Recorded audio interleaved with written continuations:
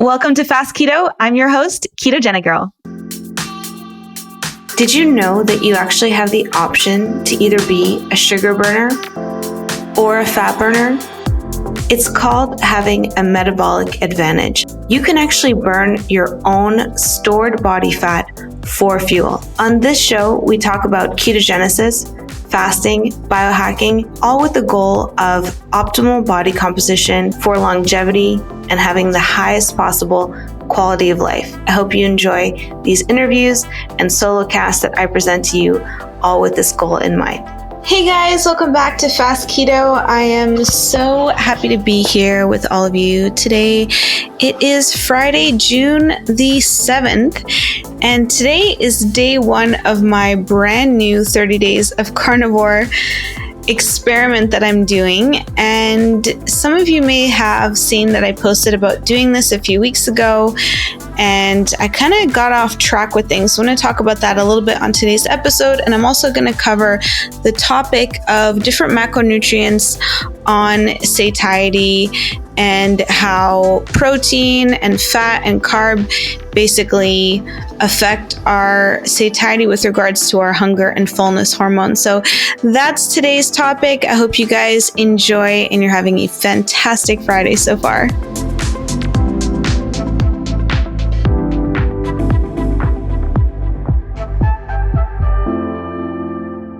All right, guys. So to dig into today's episode, I'm going to first talk about my new carnivore experiment and what you can expect and how I'm going to be doing it, a little bit more about my goals behind doing it. So I had started doing this a few weeks ago, and I was traveling to Africa. I went to the Mercy Ship's floating hospital ship, which is in Guinea, and that was just a fantastic time. Like, I get speechless when I think about it because it was so incredibly moving and powerful. Like, words just can't even do justice to the miracles that happen on this ship and the things that you get to see there.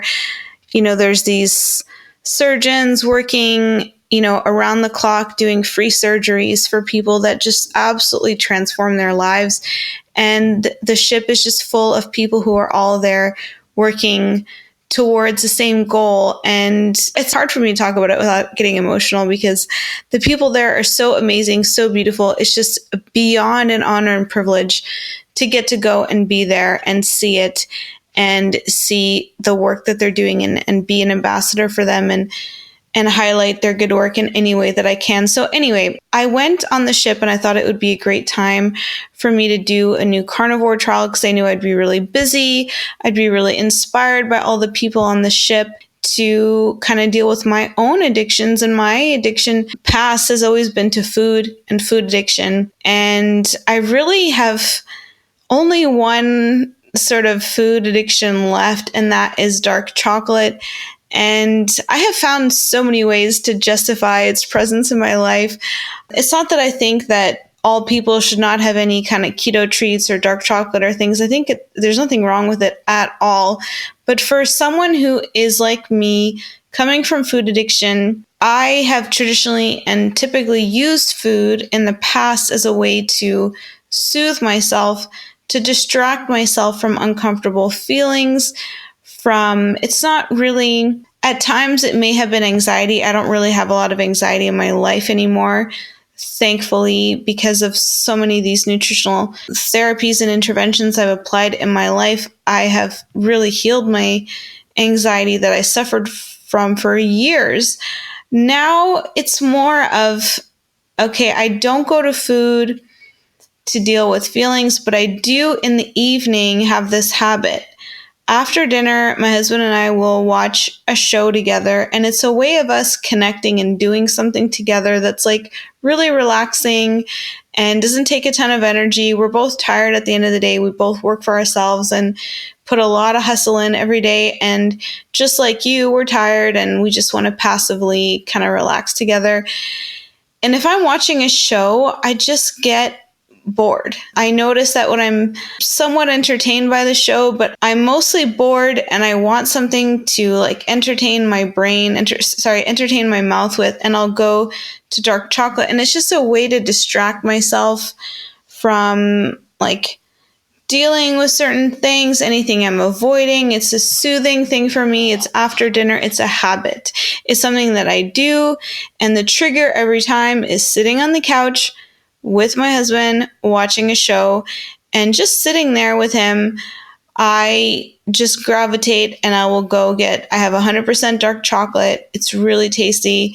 And I'll go and have some while we watch a show. And I really don't like this. I don't like that it's in my life. I don't like that it's a habit for me. I don't like that it feels like I don't have power over it because it's a daily thing. And so it's because of my connection with it to food addiction. Like if I could just have a piece or two, like I have people who write me on the post I did today and they're like, oh, I have a piece or two of dark chocolate every day after dinner. I really should cut it out. I'm like, if you could have a piece or two, like, what are you doing? That's awesome. Like, I can't do that. I can't just have a piece or two. My brain is so addicted to sugar and has been using food and sugar for so many years as a way to just deal with life and make myself feel better as an addiction that, I can't just have a piece. That's not the point. If you can have a piece or two, you don't have food addiction.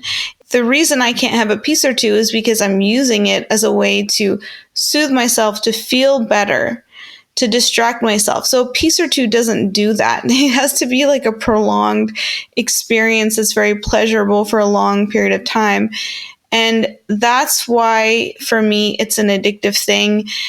And I just want to see what my life would be like without it. I'm really curious. Like, I just want to know, what would my life be like without this habit? Because it's the only one I have left. Like, I don't have any other foods in my life that I don't have control over.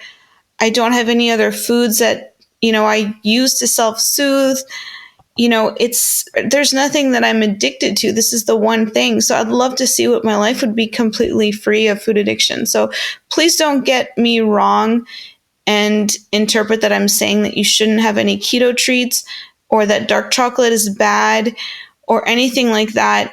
I just personally know why I'm having the dark chocolate. If you can have just a little bit of it or any other keto treat, that's great for you and I admire you. And obviously you're at the point where you're not using it for anything else. If I could get to that point, maybe this is part of my journey to getting to that point. But if I could get to that point where I could just have a piece or two of dark chocolate and be good, like that would be awesome. That would be super cool. It's just, for me, it's actually easier to abstain completely from it than to just have a little bit. And it's because of the motivation behind it. It's because of how it's being used and why it's being used. And I know why it is. And it's boredom. So what I'm doing during this time is I'm going to replace it with a nice rooibos tea that I'm going to have after dinner. And I thought that going on the trip would be a good time to do it because like I said, I knew I'd be really busy on the trip and it went really well. So I started off and I got to about 9 days and I noticed that after dinner, I would have that desire, like that, trigger or cue, with a habit, you have like this cue or trigger and then this like reward and it forms this loop in your brain. And so I got to that, I'd have that trigger or cue, which would be dinner would be over. It's like downtime.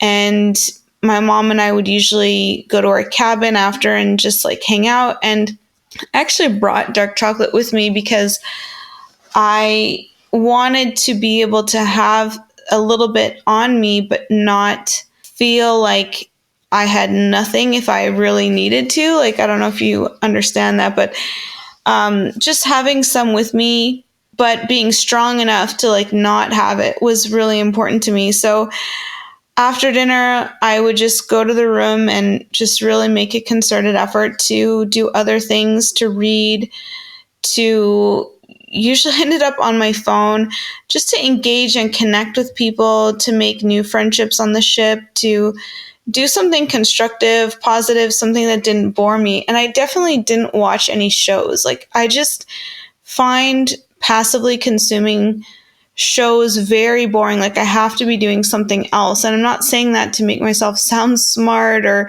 like TV is so boring for me. It's not that. It's it should be boring for everyone on some level because you're not actively engaged in anything. It's not a flow activity. It's not challenging.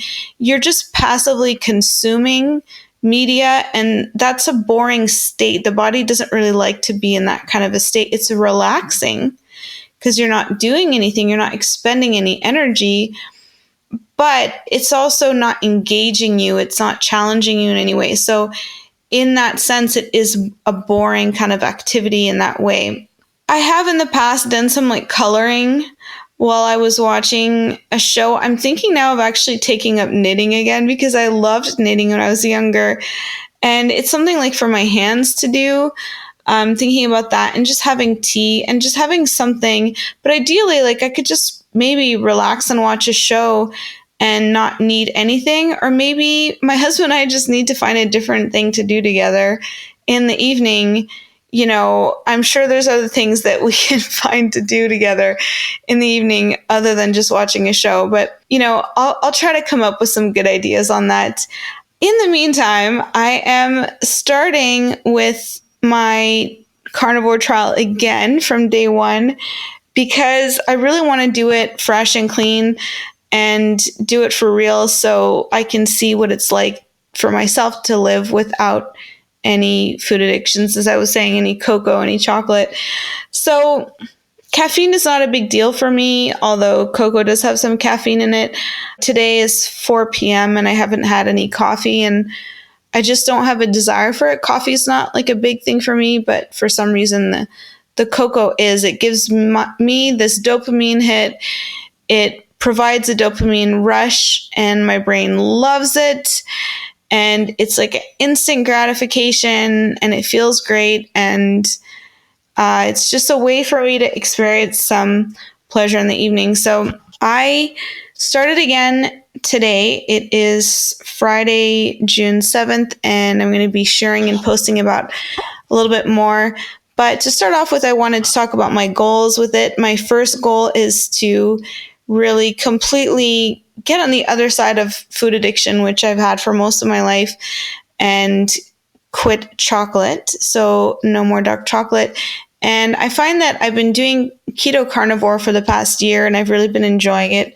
And I call it keto carnivore because I have had, you know, dark chocolate. I have had some occasional other things that are not just pure carnivore. And so I don't want to consider myself that or consider my diet that unless that is what it really is.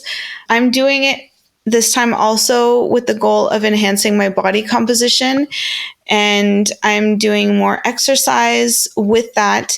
I'm not going to the gym. I do a 30-minute workout at home that is just body weight. So I do squats and push-ups and leg lifts, and I do all these body weight exercises for my legs, my arms, upper body, and core, like plank and push-ups and all these things. And I do them to failure, and then I repeat them. And the next day I try to do one more than I did the day before, or two more, or whatever I have in me that day. And so I'm building constantly.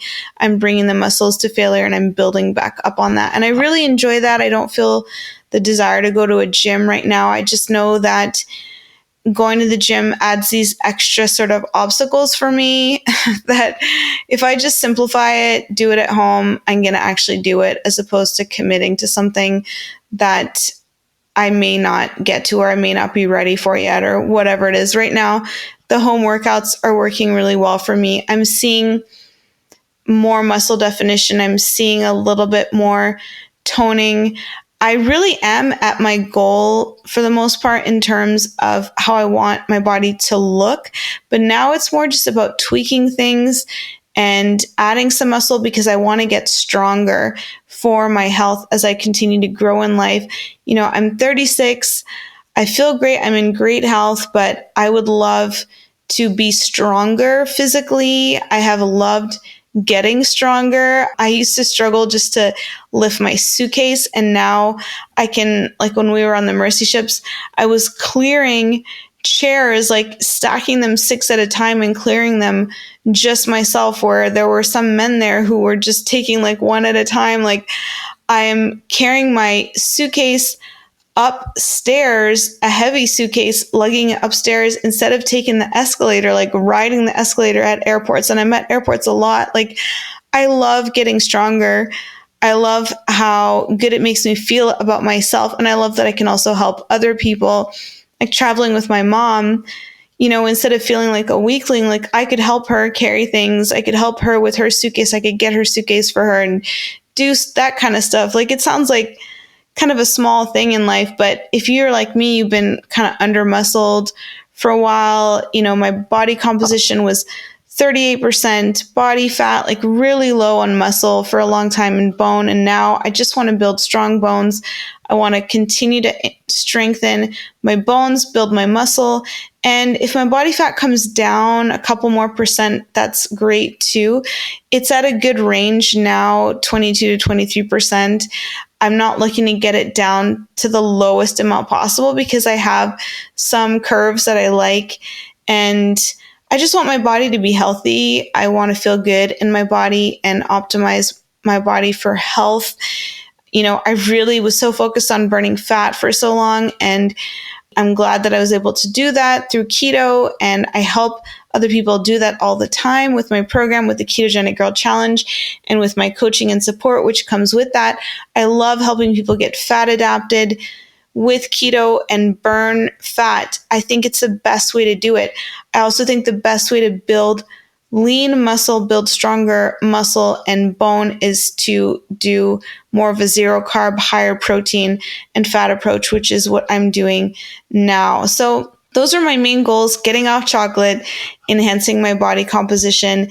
And that's why I'm doing this trial. I'm going to be testing my body composition and my blood work at the end of the 30 days and just seeing how I feel after 30 days. I think what's really cool about habits is there are different schools of thoughts around how long it takes to break a habit, to change a habit. A lot of the literature and research points to anywhere from 22 days to 30 days as just being a minimum for people to make a habit change. And so that's why I love this 30-day of carnivore, zero carb, for me to break my chocolate habit and just keep building on the enhanced body composition that I've been getting from keto and keep building on that. I've also been getting a lot of benefits from it from doing higher protein. So I'm looking forward to seeing what the results are at the end of the 30 days. And I'll be posting a lot of how I'm doing it, the meals I'm doing, and my results, how I'm feeling. And I'm doing it just on animal products with really minimal dairy. The only dairy I'm using is butter, and that's just really to cook things in, or sometimes I like to have a bit of butter on my steak. And spices, people ask me about spices and condiments. I do like some salt and seasoning and a little bit of pepper, and I'll do a little bit of spice and like mustard, but not a whole lot beyond that.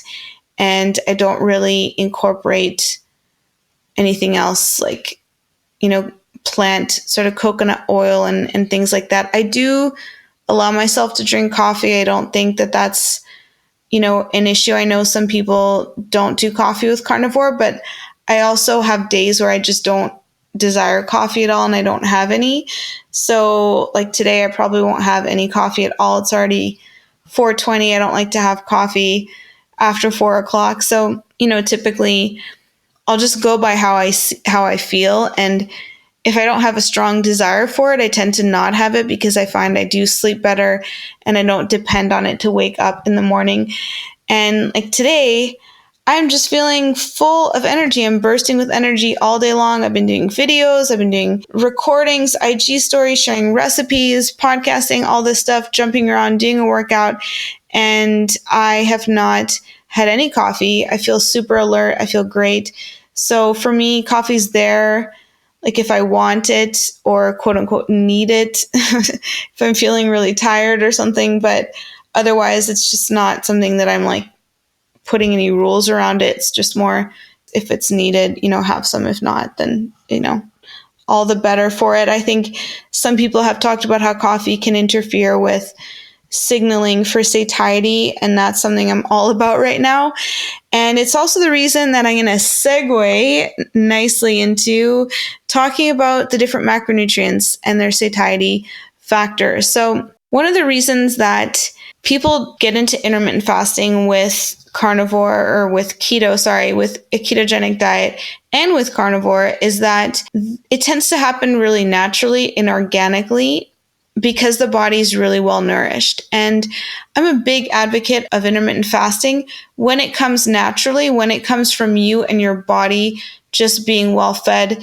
And I use hunger as my gauge as when to eat and fullness as my gauge of when to stop eating. And it sounds really simple, but it took me a long time to get here because my hormones were not signaling and being received well because I had a lot of inflammation in my body. I was really addicted to sugar and carbs, and I didn't know what it meant to be full. Like, I never felt full.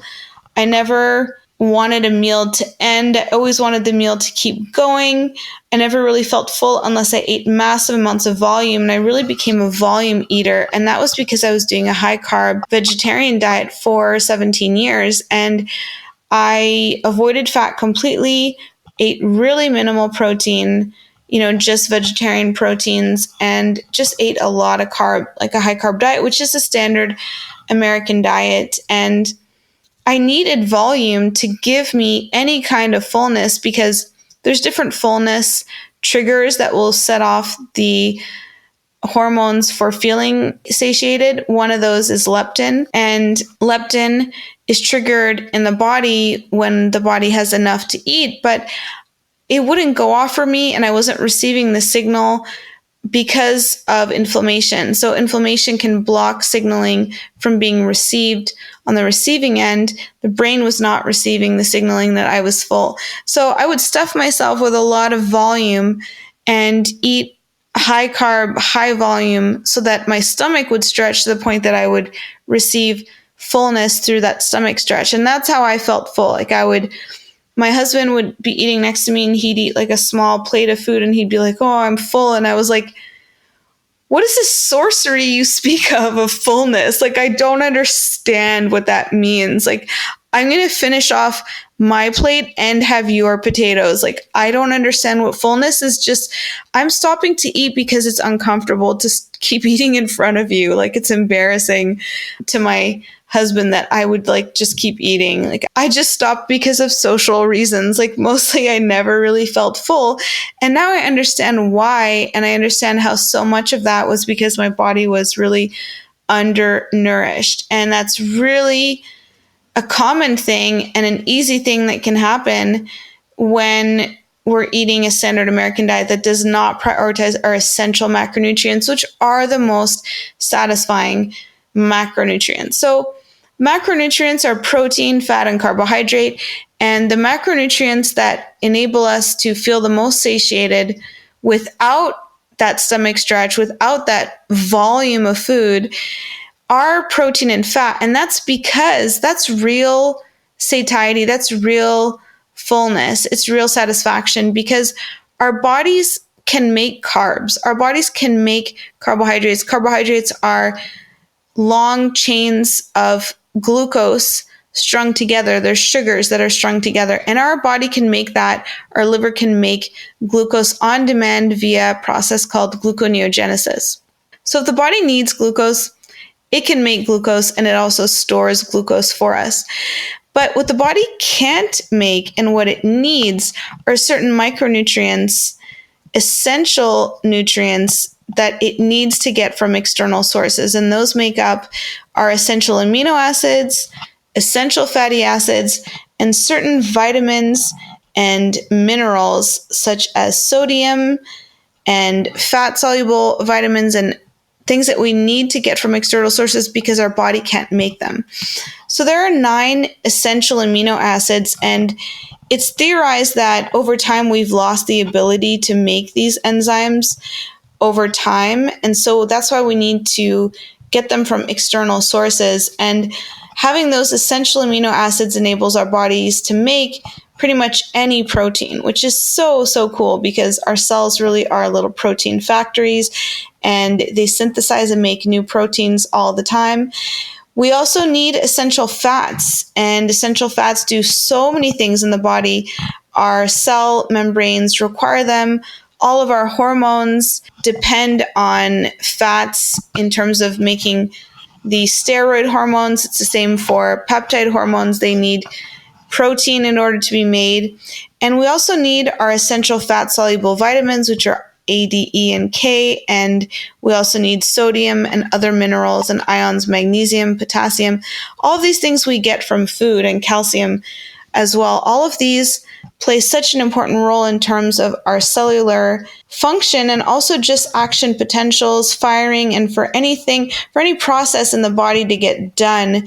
There's proton pumps, there's sodium, potassium pumps on our cells that need to be exchanged. And we need these ions, we need these essential micronutrients in order for our bodies to function really well and for our bodies to be able to get into homeostasis, which is balance. So the most satisfying macronutrients are protein and fat. And that's what keto prioritizes, because we really focus on building our plates on protein and fat, and quality proteins and healthy fats, so that our bodies can get these essential nutrients met from external sources. And when we do a standard American diet or a standard, SAD American diet, we're really focusing our plate and basing our plate around the only macronutrient that is really non-essential. And non-essential triggers people because they are like, well, we need fiber, we need carbs. Yes, the cells and our bodies have carbohydrates in them, but they have glucose, and the body can make its own glucose. And so that's why it's non-essential.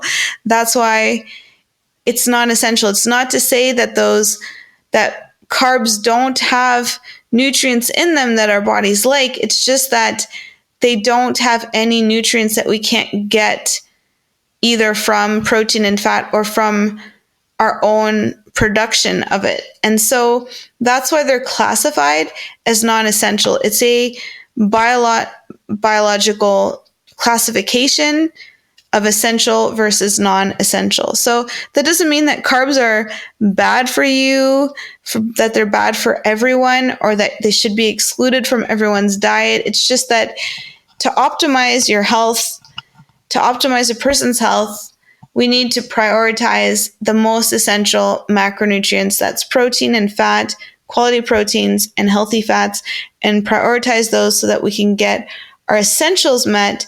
And then you can layer on top of that with the other things that, maybe you just enjoy having carbs in your life. You enjoy eating carbs for variety, for the micronutrients they have, because it's social, because it's a part of life, because you've been conditioned to, for whatever reason. Carbs are not the devil. I'm not trying to demonize carbohydrates. Carbohydrates are carbohydrates on a biomolecular level, and fats are the opposite. They're hydrocarbons. So everything is really made out of carbon. At the end of the day, it's not saying that carbs are bad for you. It's just that a lot of carbohydrate that's in our diet these days is ultra processed. And because it's refined and processed, it acts on our bodies in ways that defy our body's ability to really thrive with those hyper-processed foods. And I find that for me, thriving means, functioning at full homeostasis, functioning at my optimal, functioning really, really well, and feeling good every day in my body, because I'm getting all the substrates that my body needs in order to make all the hormones that it needs, all those amazing peptide hormones, those steroid hormones. My body is looking and feeling amazing because those hormones, like our steroid hormones, go on to make, our estrogen, our testosterone. It's what makes us beautiful. It's what makes us human. It's what makes us who we are, is being able to function optimally, to have mental clarity, to not have inflammation in the body, dysregulating our homeostasis and where we thrive and function at our best. And I'm really passionate about that. I'm really passionate about humans really optimizing for our full potential. And I think that keto is one of the most powerful ways to get there. So that's a little bit about the different macronutrients and why protein and fat is more satisfying than carbohydrates. Carbohydrates provide an initial abating of the ghrelin hormone, the hunger hormone, but they interfere with hormone signaling with leptin, the fullness hormone being received. And so you can end up feeling satisfied really quickly from carbs, but ending up hangry or really hungry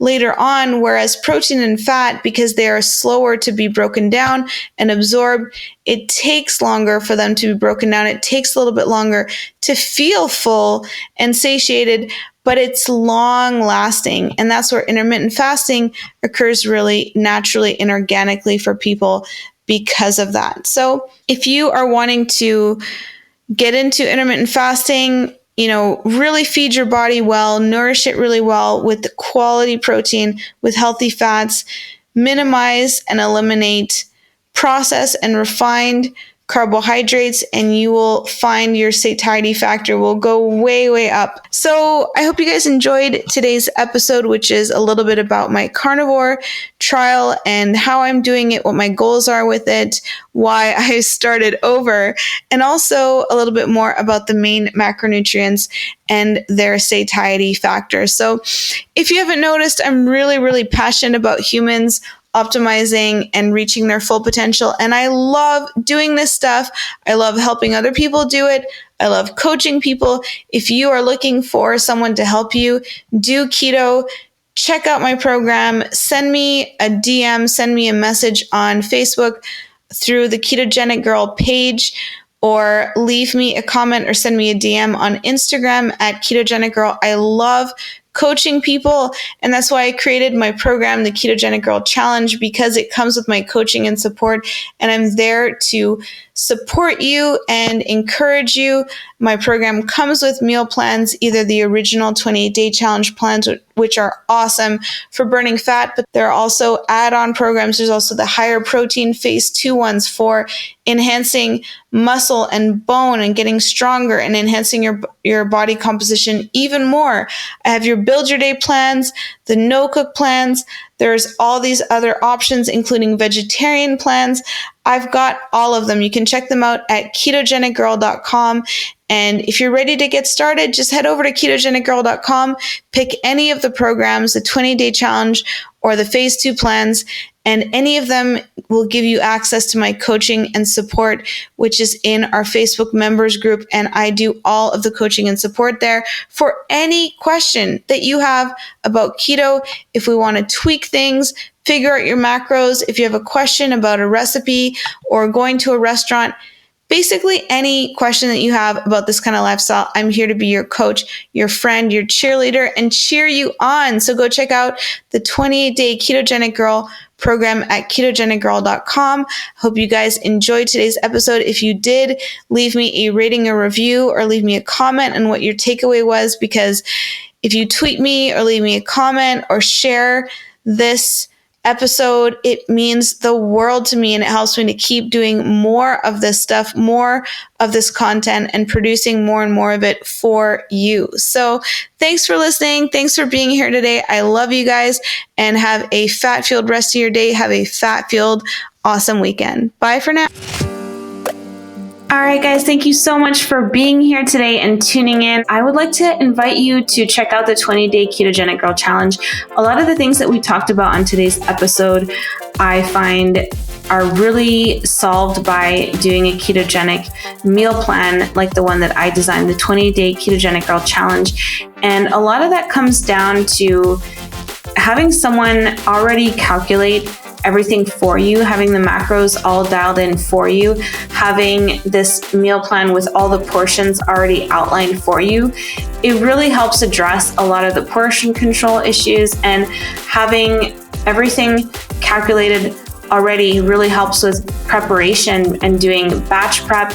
A lot of people on the challenge will pick out a day, say on Saturday or Sunday, and they'll meal prep ahead for the week, and they'll pick 2 or 3 days from the plan that they love, and they'll repeat it, such as day 5, which has the burger with my special keto burger sauce, and repeat that. And you can do that as many times as you like. And it really makes preparation and following keto and the meal plans a lot easier, and doing that batch prepping and meal prep on the weekend. And the meal plans also come with a shopping list.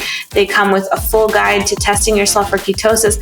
And the best part is they include my support and coaching in our members Facebook group, which is an awesome community. I love being in there, and it really helps so much having other people doing this program with you and alongside, and people who've done it already and successfully reach their goals there to inspire you and to support you. And having that community built in is so important. Our success rates go way, way up when we're doing any kind of diet or lifestyle change when we have a buddy. And I'm here to be your buddy, to be your guide, and help you with your journey, because you can post any questions that you have about keto, about the meal plans, about low carb, and I am there to answer your questions and to support you as you go. And I just think it makes such a big difference to have a coach and a support group and a supportive community around you. So check out the 20-day Ketogenic Girl Challenge. Just a word of caution, there is another 20-day keto challenge that's being sold. It is not mine. I only sell my program from ketogenicgirl.com. So if you see a link to that, it's a copycat version that has kind of popped up in the last year. It also has a similar name, 20-day Ketogenic Challenge. But if you are looking for my program, which comes with my support and coaching, you can only get it from ketogenicgirl.com, and make sure that you are purchasing the one from me, because I have some people who have purchased this other program thinking that it's my program, and the coaching and support is not included because it's not the program that I formulated and that has had so much success. If you want to read and check out some of the success stories, you can go to ketogenicgirl.com and click on testimonials and reviews or success stories, and you can read some of the dozens and dozens of success stories of people who have done the challenge. And if you join the program, you'll get to interact with so many of those people in the group who've had real success and are there to share tips and tricks for making all of this so much easier and so much fun. So check out the 20-day Ketogenic Girl Challenge at ketogenicgirl.com. And until the next episode, I hope you have a fat-fueled rest of your day. A few disclaimers. By listening to this podcast, you agree not to use this podcast as medical advice, as I am not a qualified healthcare provider. The information presented on this podcast is for educational purposes only. Ketogenic Girl is not qualified to provide medical advice. Consult your own physician for any medical issues that you may be having. This entire disclaimer also applies to any guests or contributors to this podcast. Prior to beginning a ketogenic diet, you should undergo a full health screening with your physician to confirm that a keto diet is suitable for you and to rule out any conditions or contraindications that may pose risk or that are incompatible with the ketogenic diet. A keto diet may or may not be appropriate for you if you have any kind of health condition, whether known to you or unknown, so you must consult your physician to find this out. Anyone under the age of 18 should consult with their physician and their parents or legal guardian.